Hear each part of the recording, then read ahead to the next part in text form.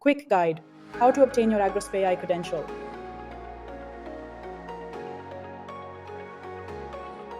Initially, the University of Leida, as the promoter of the demonstrator, will be responsible for managing the data space.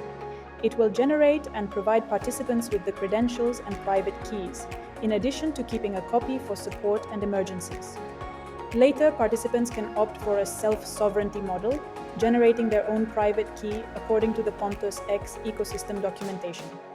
In this case, each user will be responsible for their key, ensuring its protection and proper use. Remember that secure management of credentials is key to your access and participation in AgrospAI. To ensure secure access aligned with Pontus X and Gaia X requirements, each participant must provide information about their organization. Interactions with the space are made on behalf of the participating organizations and not in a personal capacity. Therefore, under no circumstances will personal data be collected or recorded.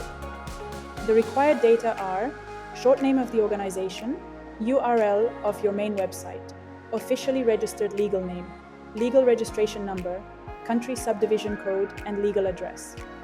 Once the organization information is submitted, the data space promoter will register it in Pontus X and allow the participant to operate in the ecosystem.